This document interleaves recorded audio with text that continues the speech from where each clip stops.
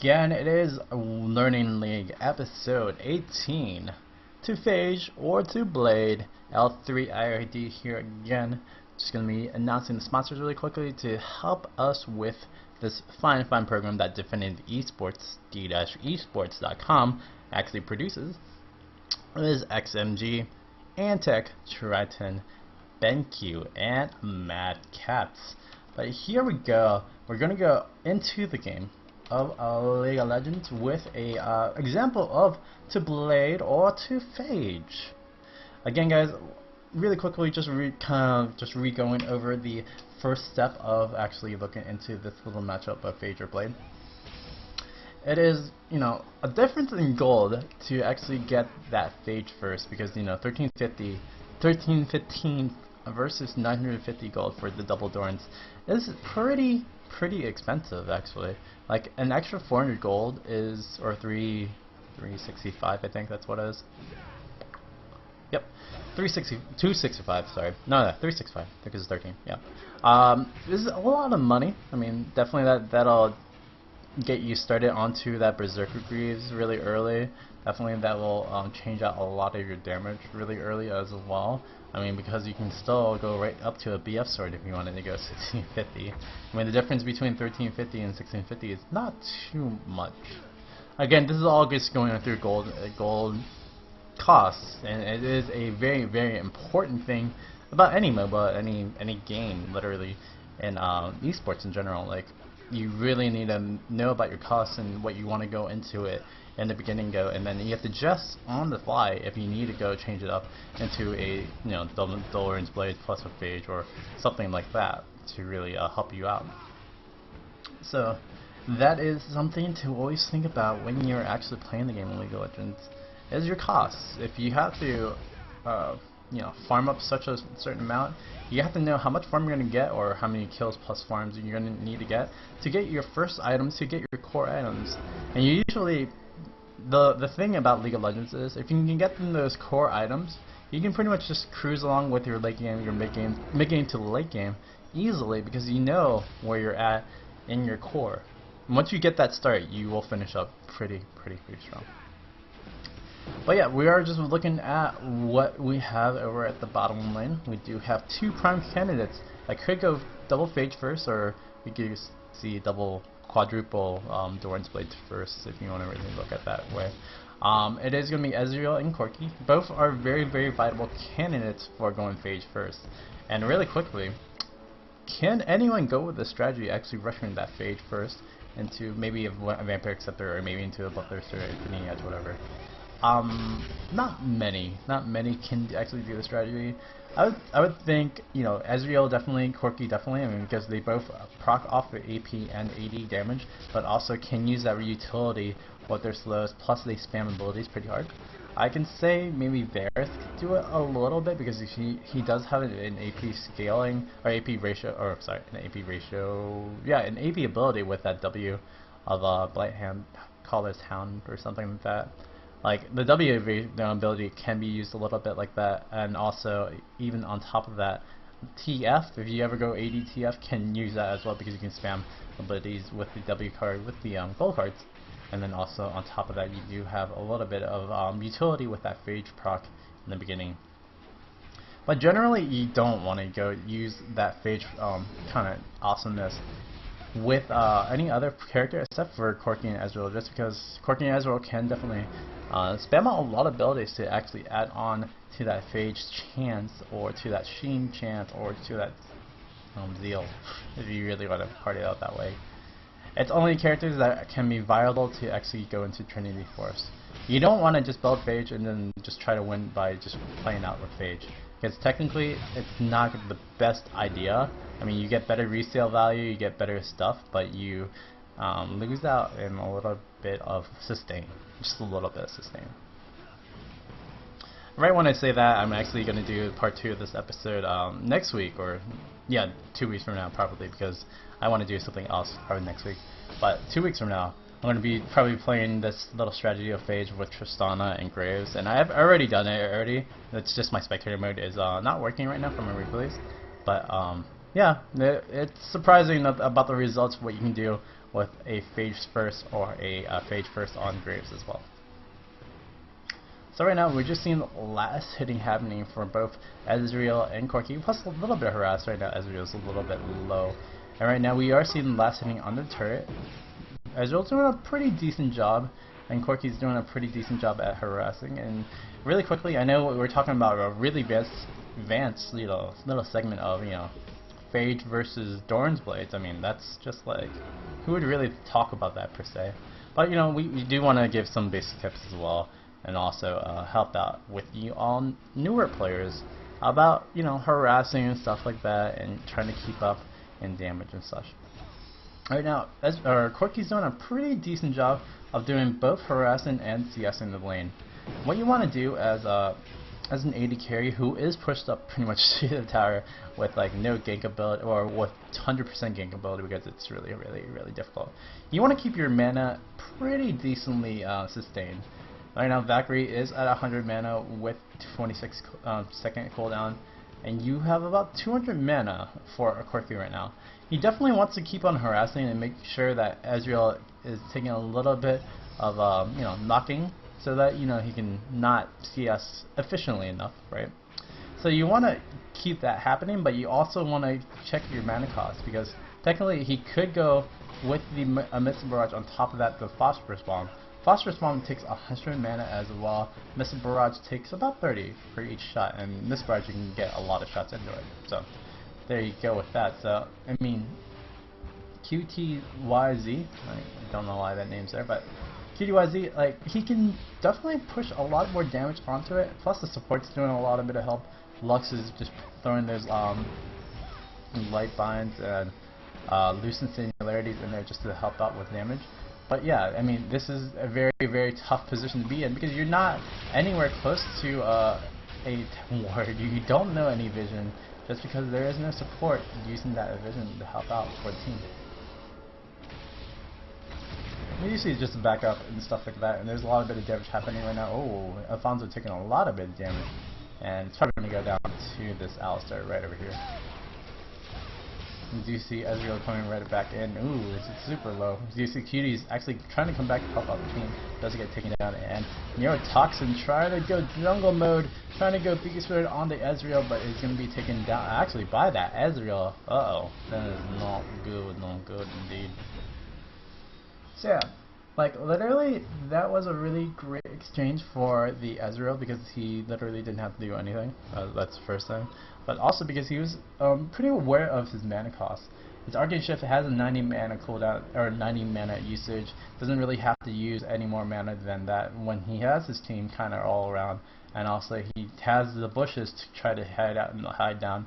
Especially since Lux, unfortunately did go Doran's Ring first. So that means she didn't want to ward per se, and didn't have a ward per se, and yeah, vision, not very important. It's not very important.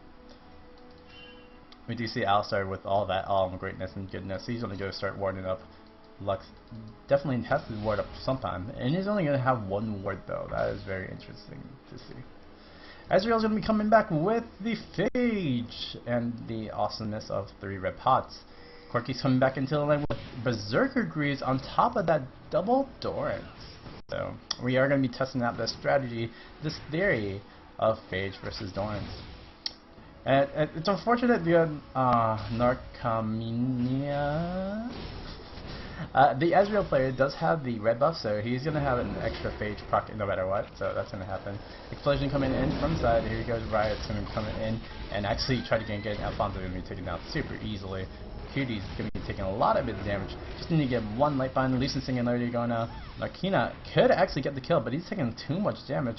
Did not use his ultimate. Oh, he's about to use his ultimate right now. Cutie's does save the kill over there. And Narkina, do you want to use our True Shot Barrage to kill something? No, well. But yeah, right now, see the sustain that Cutie's is happening right now? Wow, Riot just says, nope, I'm just going to take the kill from this Ezreal, because Ezreal did not want to do anything about it. But you can see the sustain on Corki right there, and I actually added onto that Vampire Scepter right now. And now Corki is a little bit ahead, just in gold, just in CS as well. So what is Ezreal going to do to actually combat this? With 600 gold, he does buy a Vampire Scepter, and now or not the Vampire Scepter, he buys the Berserker Greaves and does not want to buy the Vampire Scepter. That's the biggest thing about AD carries right now. Like, you want to get that extra movement speed in, but if you're the Ezreal player as well and you're starting Phage first, there's two things that you're doing right now. One, you're playing with Essence Flex. Essence Flex, again, you see on the screen, hopefully, that the W ability actually has a 35% attack speed debuff as well when you actually game it against another AD carry. Essence Flex will actually do so much in a trade for the team of Narcomania and Implosion 2, yeah, of Alistar and Ezreal. Just because, you know, you can actually get in more auto attacks in, and QDs can't do anything else but use his abilities to kind of spam out. And if you can miss the first volley, the phosphorus bomb, on top of that, you do so much damage on the AD carry, literally. So that's the first thing. So that's the first big thing. The second thing is your movement speed / attack speed is very important, but your abilities scale off of hitting your abilities. So you can hit your abilities 5 times, and you can get an extra 50% attack speed for 6 seconds.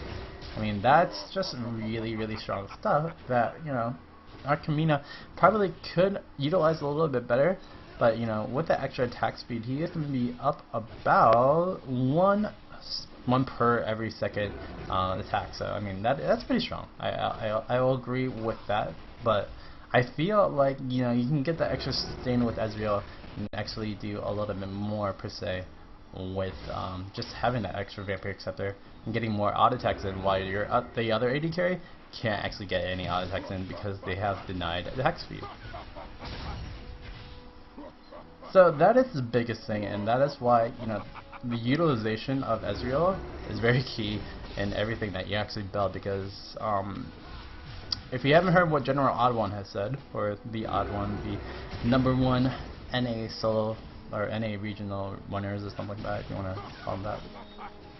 What General Odd1 said about Ezreal, though, Ezreal's damage is pretty weak in that mid to late game, and I still agree with that. I mean, yeah, he does have great poke, but he doesn't have the greatest of you know, damage abilities in general. So having Ezreal, like, yeah, not be in a very particular great situation. It's going to probably get out, but the Alistar did not. Oh, actually no, Jaeger's probably going to be able to catch it up. Oh, or Cuties will catch up. Okay, and that is very important. That is very important that, you know, you actually build out into a right situation. And right there, Ezreal, other than Alistar being a little trolly, I must say, as the Alistar isn't really been helping out the team too much. Yeah, other than that, you can't really do too much about that. If you build out in a specific situation where you're not life sustaining, but you're dealing damage, pretty slowly, per se, as well. I mean, that's not going to weigh out right, and that's why, if anything, if you want to go this build with Phage going first, you want to get that Vampire Scepter, because you're going to have to heal out so much damage that is coming out, if anything, from an AD carry as well. You're going to see QD's probably go capture out a point right over there and capture the blue buff as well. And Implosion not really doing too well, and the Ezreal as well is not going too well. So Corki right now is at double Dorans and a Phage, plus on top of that the Vampire Scepter. I feel that that's not the optimal build, but then again, you want to kind of build Trinity Force first on Corki anyway, just because you just do so much more with the awesomeness of getting that you know, proc from Sheen, proc from Phage, but also the damage output that you get from Sheen as well, / from Trinity Force as well. If you guys don't know what Trinity Force is an item that's about between 3 mid-tier items, which is Phage, Sheen, and Zeal. Once you build it up, it does give almost all the stats that Zeal, Phage, and Sheen give.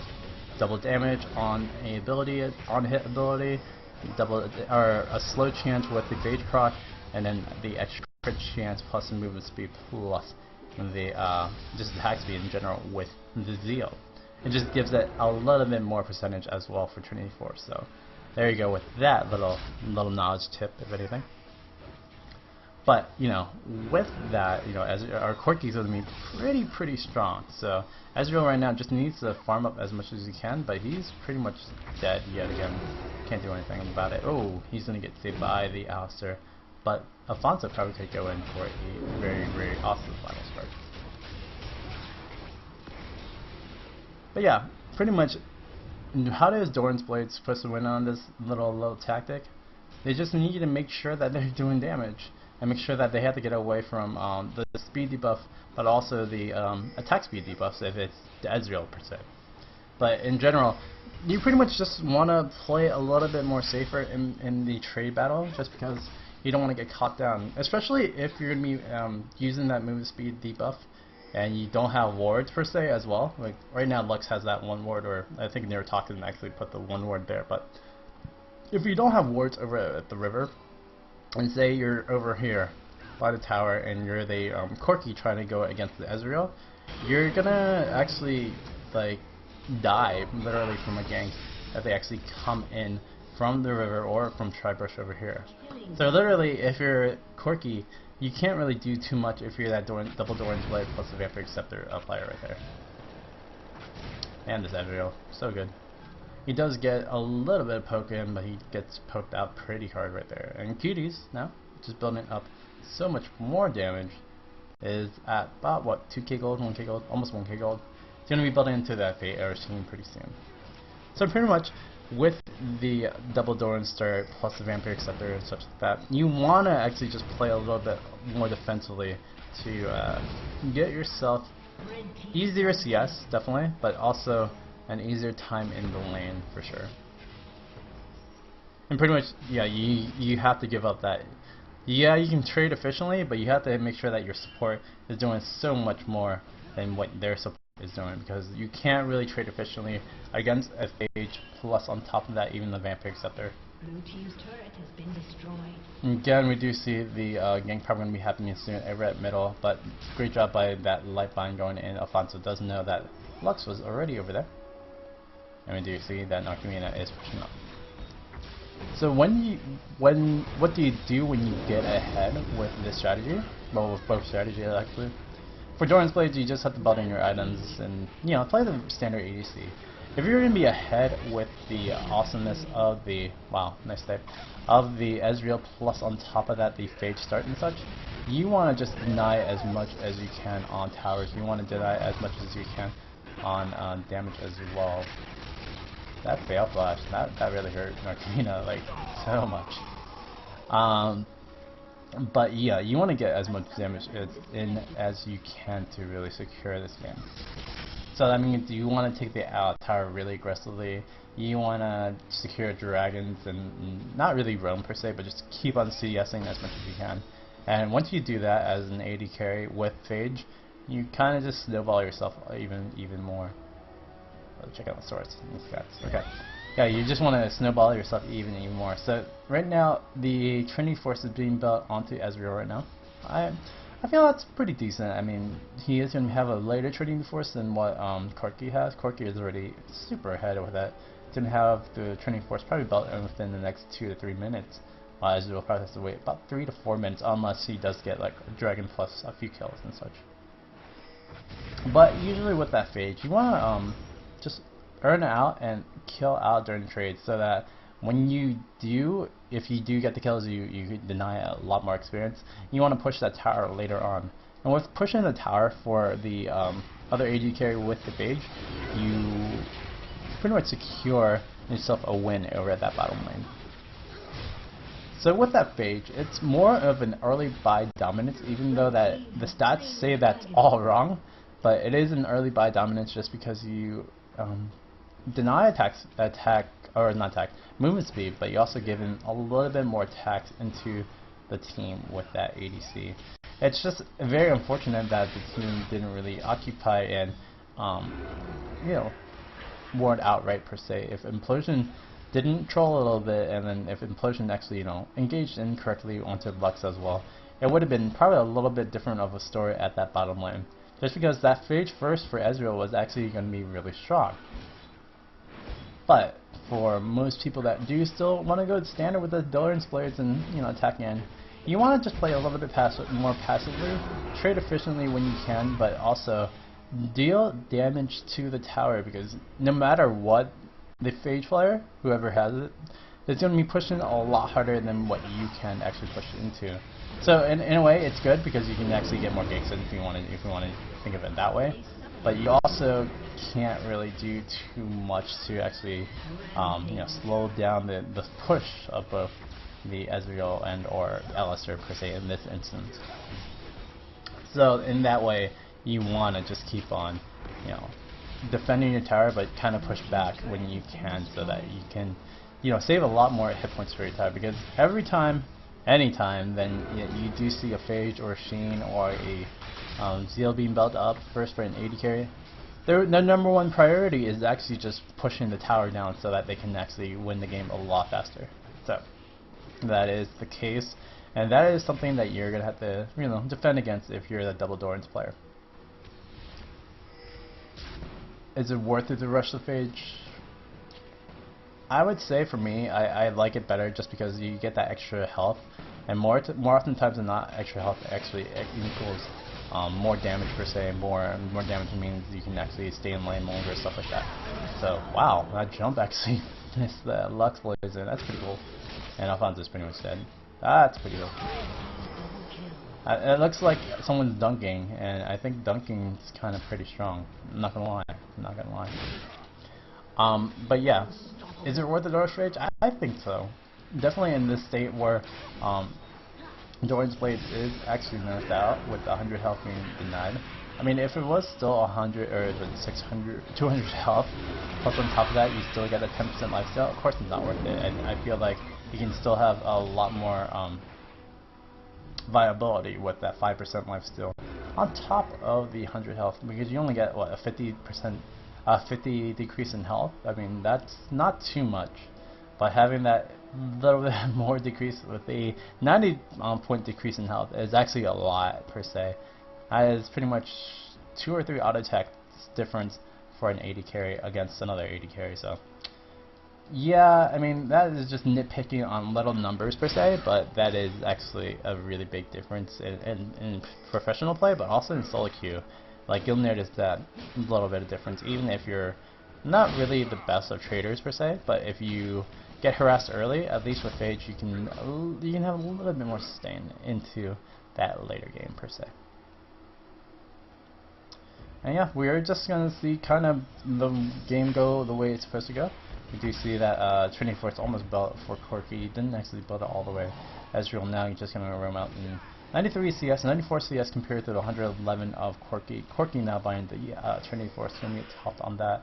And that's not really the thing I wanted to, focus on. But the biggest thing was that lane phase, and with Ezreal not really winning out the lane, I would say that Corki still has the consistency, that Double Dorans has the consistency of winning. But with the Phage kind of early run start, you can see where all the towers are, and you can see where all the damage is coming into. I mean, granted, Lux did do pretty well, the middle Lux did do pretty well, the Darius looks like he did super well over the top lane as well. But overall, it's just, you just have to kind of consider where you're going to be at damage-wise and item-wise for pretty much the whole game. And that's pretty much the thing I wanted to get in as the show. So yeah, we're just going to be going into the end of the show really quickly. I'm just going to go, I'm going to pause this actually. So yeah, thank you again for watching the 18th episode of Learning Lane to Phage or to Blade. It has been L3 IRD, the bird, getting in some words. Again, check out the awesome page of Definity Esports, d-esports.com. It is an awesome website for all little bits of esports information, CSGO, EVE Online, League of Legends, and StarCraft 2. I think those are the two major things, maybe. But other than that, do check out all the sponsors as well: XMG, Antec, Truaton, BenQ, and Mad Cats. Other than that as well, it has been L3RD, and next week we'll be going into the 2v1 meta of top versus bottom, such like that. We'll be looking over at the professional games, especially since if spectator mode doesn't work, still work on League of Legends replay, then yeah, we will be looking into that as well. Other than that, I will be doing this series I'll be doing a guide for this Phage first versus Blade first or whatever thing, whatever I'm calling it. I feel like Phage should be the one to win out a lot more just because of that nerf. That little supposedly insignificant nerf to Dorans Blade is actually a really big nerf, and I feel like more people should be starting out Phage, especially if you're actually playing other AD carries as well, which you will see soon, but not right now. So if anything, guys, thank you for watching. Again, tell your friends, tell your loved ones to keep on watching over at Defending D-Esports. I mean, we are here on Mondays, 2 p.m. Eastern Standard Time, talking about League of Legends, and then also you can go check out all the other shows that are happening during the week as well. But other than that, from me to you, you to me, and for everybody to see, it has been L3RD, and I am signing out.